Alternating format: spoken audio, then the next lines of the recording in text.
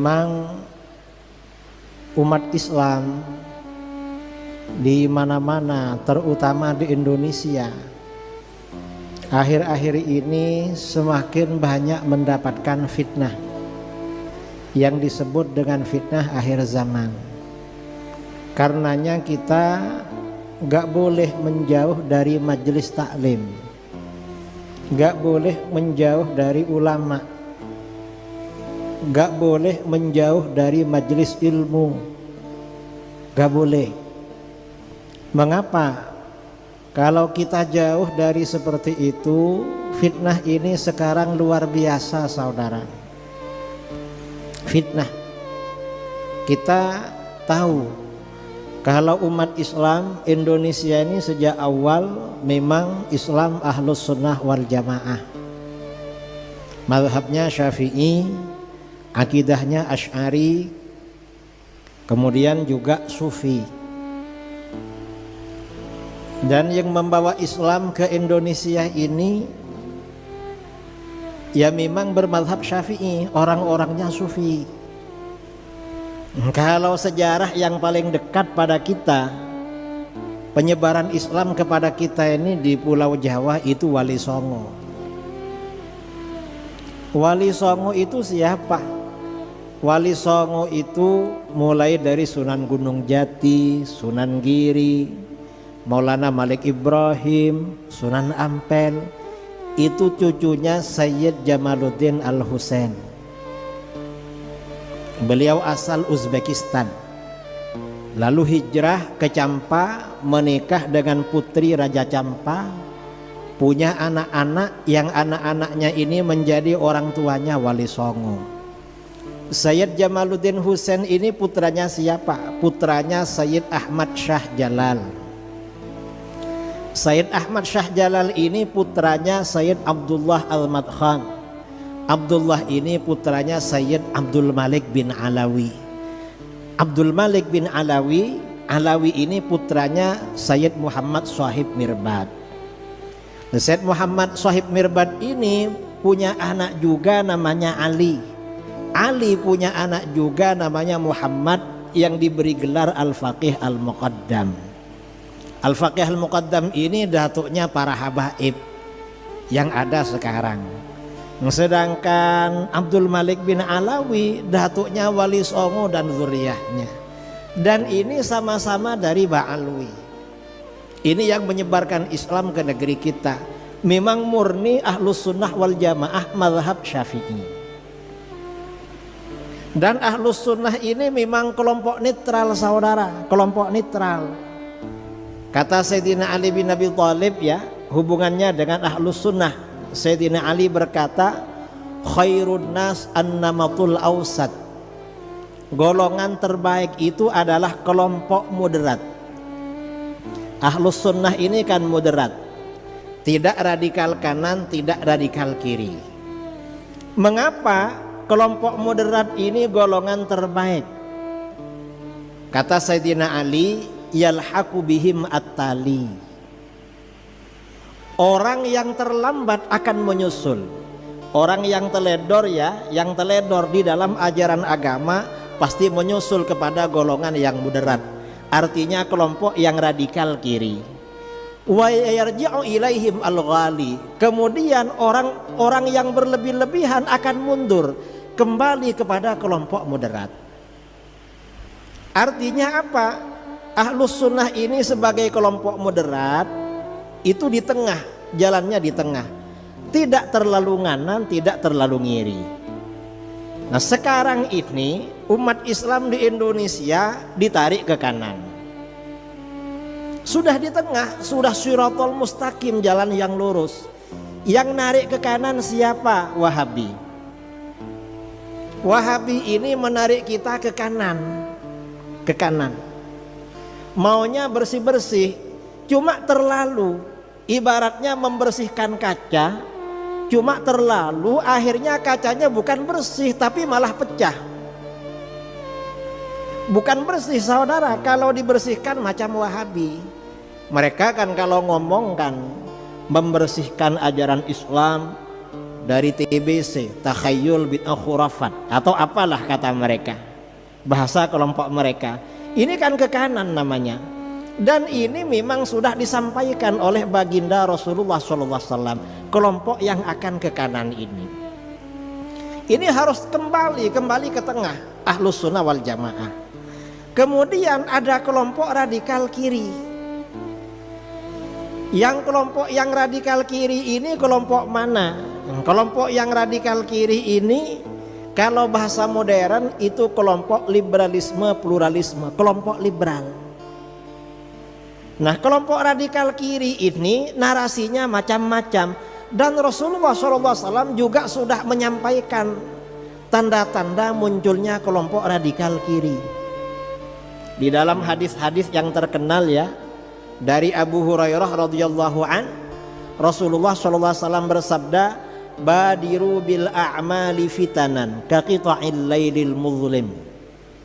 Segera lakukan amal-amal soleh, jangan sampai kedahuluan fitnah-fitnah, di mana fitnah-fitnah ini bagaikan potongan-potongan malam yang gelap. Kok bagaikan potongan-potongan malam yang gelap? Artinya membingungkan saudara. Coba misalnya gelap, gak terpotong-potong, karena ini potongan gelap terang, orang bingung ini gelap apa terang. Mau dibilang gelap terang, mau dibilang terang gelap. Jadi membingungkan ini.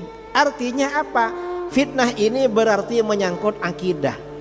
Ada orang-orang yang ditokohkan, mungkin dianggap kiai, mungkin dianggap habib, atau mungkin dianggap ustadz, atau mungkin apalah ya, yang memang mungkin orang ini pakai imamah, pakai serban ya, gak pernah lepas serbannya. Kalau saya kan jarang-jarang, paling kalau menjadi imam sholat id baru dipakai. Kalau yang ini memang jarang-jarang. Jadi memang membingungkan. Mengapa? Mungkin orang ini dipanggil kiai, dipanggil habib, atau dipanggil apa, yang disampaikan gak benar, bikin orang sesat. Akhirnya orang bingung, ini katanya gak benar, tapi yang menyampaikan kok dipanggil kiai. Ini katanya gak benar, tapi yang dipanggil, yang menyampaikan ini Profesor Dr. Habib lagi. Gimana ini? Nah, akibatnya apa? Akibatnya karena kelompok radikal kiri ini, akibatnya yumsir rajulu mu'minan wa yusbihu kafiran. Seseorang sore-sore masih beriman, besoknya berubah menjadi kafir. Kata para ulama, belum tentu kafir. Artinya sekarang ini lurus, besoknya sudah sesat. Dan sesat yang paling parah kan kalau kafir kan. Wa yusbihu mu'minan wa yumsi kafiran. Pagi-pagi beriman, sorenya kafir. Mengapa? Ya karena ini tokoh-tokoh ini. Mengapa ada begitu? Tokoh-tokoh ini menyebarkan pikiran-pikiran yang menyesatkan. Mengapa? Yabi'ur rajulu dinahu bi'aradin minad dunya. Seseorang menukar agamanya dengan benda dari dunia. Artinya apa? Orang ini ada yang bayar saudara. Ada yang bayar. Nah, apa saja narasi-narasi yang disampaikan tahun 2015? Ada narasi Islam Nusantara, muatannya anti Arab, sampai memaki-maki Arab. Padahal ulama-ulama kita, kiai, habaib, gak pernah menyebarkan narasi anti Belanda, walaupun yang menjajah Indonesia. Anti Amerika, anti apa? Karena gak ada seperti itu, namanya rasis namanya. Gak ada. Ketika Hajjatul Wada, Rasulullah SAW menyampaikan, kullukum min Adam wa Adam min turab. Kamu ini dari manapun anaknya cucu Adam, dan Adam dari tanah. Gak ada bedanya. La fadla li arabiyyin ala ajami illa bittaqwa. Gak ada keutamaan bagi orang Arab di atas orang ajami kecuali dengan takwa. Artinya rasis itu gak ada saudara. Lah ini kok anti Arab? Guru-guru kita gak pernah bilang anti Belanda. Pernah anti Belanda? Gak ada. Walaupun jelas-jelas menjajah kita. Yang pernah menjajah kita Portugis, kemudian Spanyol, lalu Jepang ya, kemudian Inggris. Gak ada narasi anti seperti itu. Ini kok anti Arab. Dan ini bahaya memang, karena ini menyangkut akidah. Mengapa Arab? Karena Islam dari Arab, Rasulullah SAW dari Arab. Sampai-sampai dibilang Arab itu kadrun, kadal gurun. Ini kan rasis yang luar biasa dulu. Ini akhirnya apa? Setelah narasi-narasi anti Arab ini, lalu muncul narasi berikutnya, ya muatan dari kelompok-kelompok liberal ini. Arahnya kemana? Pluralisme, pluralisme agama. Awal-awalnya dulu ya, beberapa tahun sebelumnya, sekitar tahun 80-an, negeri kita ini heboh ucapan selamat Natal. Boleh apa enggak? Sebagian besar ulama kita menolak mengucapkan selamat hari Natal, karena jumhur mayoritas ulama mengatakan haram. Cuma ada riwayat dari mazhab Hambali boleh. Tapi gak apa-apalah, bolehlah selamat Natal karena ada ulama yang membolehkan. Asal gak ada muatan akidah, gak masalah. Misalnya ya, kita toleran ikut ulama yang membolehkan. Lama-lama mengucapkan selamat Natal gak cukup. Akhirnya apa? Ada saudara-saudara kita yang menjadi petugas security kegiatan Natalan. Padahal itu kan gak boleh kan.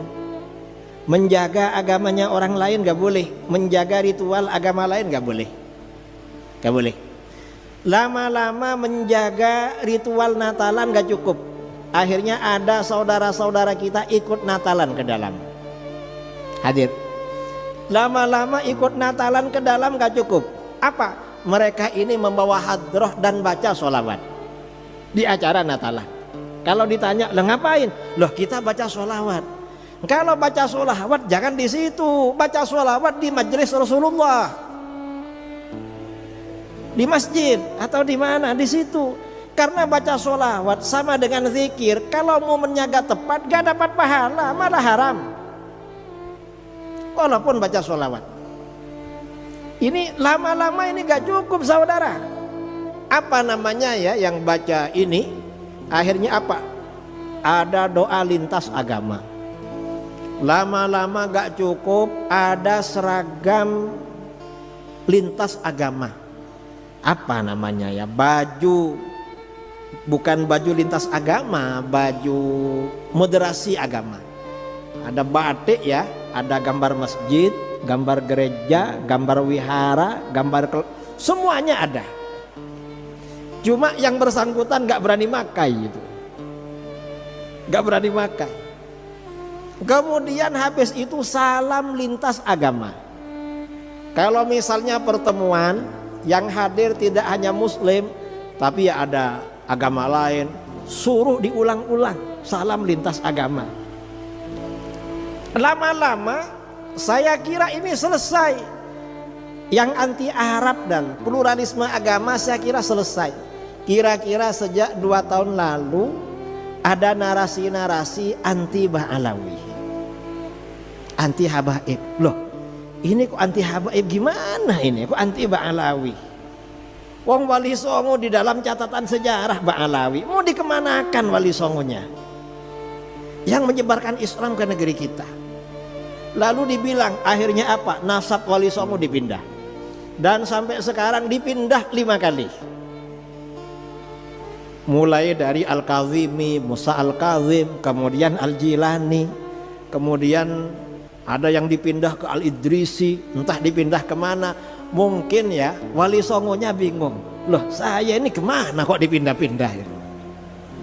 Ya bingung saudara, dipindah-pindah. Mengapa? Karena Ba'alawi dibatalkan. Loh gak bisa seperti itu, membatalkan nasab Ba'alawi gak bisa. Mengapa? Nasab Ba'alawi ini kesohihannya ijma ulama, gak ada yang mempersoalkan dari dulu. Ulama ini ijma. Akhirnya apa? Mereka cari-cari alasan, minta kitab sezaman.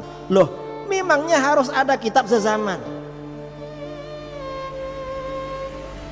Gak perlu seperti itu. Kitab sezaman itu teori belakangan. Kalau masa ulama salaf Diterangkan di dalam Sahih Bukhari, nasab itu bisa isbat dengan syuhrah dan istifadhah, dengan informasi yang populer dan meluap.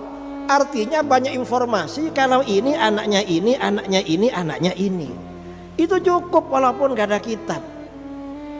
Kalau misalnya diharuskan ada kitab, iya kalau di situ ada yang ngarang kitab. Kalau gak ada gimana?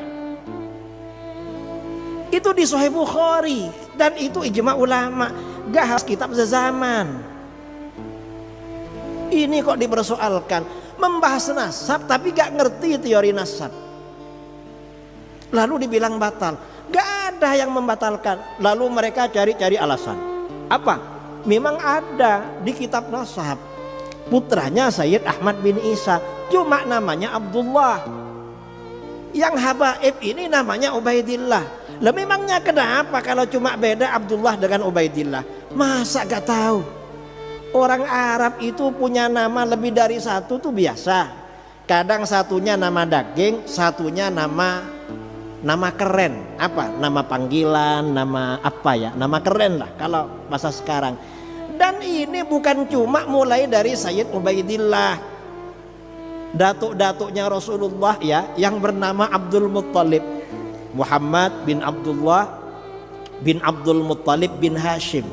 Abdul Muttalib itu namanya siapa? Syaibah. Kan begitu, namanya Syaibah. Lalu mengapa berganti nama Abdul Muttalib?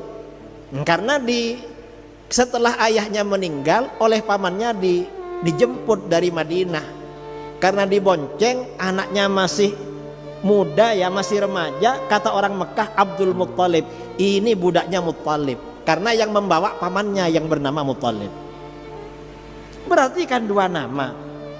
Para sahabat punya dua nama, ada yang lebih dari dua nama. Sudah biasa seperti itu. Dan para ulama dari dulu gak mempersoalkan apakah ini Ubaidillah sementara yang ada di kitab Abdullah. Mengapa? Karena ini sudah syuhrah dan istifadhah. Gak perlu ragu-ragu masalah ini. Dan ini fitnah saudara, fitnah. Dan yang terlibat ini macam-macam. Ada yang gak ngerti nasab, asalnya dia ini sebenarnya artis. Saya gak tahu namanya siapa itu. Katanya Raja Dangdut. Raja Dangdut itu penyanyi. Dan penyanyi itu gak bagus lah. Karena kata Abdullah bin Mas'ud radhiyallahu an, al-ghina yumbitun nifaq fil qalbi. Nyanyi itu kalau keseringan menumbuhkan kemunafikan dalam hati. Kama yumbitul ma al-baqla fi zar'i. Sebagaimana air menumbuhkan sayur-sayuran di dalam pertanian. Munafik. Jadi orang suka nyanyi munafik. Masa orang munafik mau dijadikan rujukan? Yang bener lah. Kemudian bughdu ahlil bait nifaq. Cinta keluarga Nabi munafik. Akhirnya gabung sama-sama munafik. Gak bisa menjadi rujukan. Yang seperti ini memang harus para ulama. Dan para ulama kita sudah menyatakan ijma tentang nasab sadah Ba'alawi. Cinta ahlul bait ini penting. Mengapa? Pemersatu kita umat Islam, pengingat kita agar kita senantiasa ingat kepada Rasulullah. Makanya sabda Rasulullah SAW, wa ahibbu ahla baiti li hubbi. Cintai keluargaku karena mencintai aku. Bukan karena dia alim, bukan karena dia ganteng, bukan karena dia khair, sering ngasih. Karena kalau mencintai Habib karena alim, sama yang bodoh-bodoh kita benci. Gak boleh itu. Kalau mencintai Habib karena soleh, sama yang nakal kita benci, gak boleh. Jangan dibenci. Karena cinta, Habib yang nakal-nakal diajak untuk menjadi orang soleh.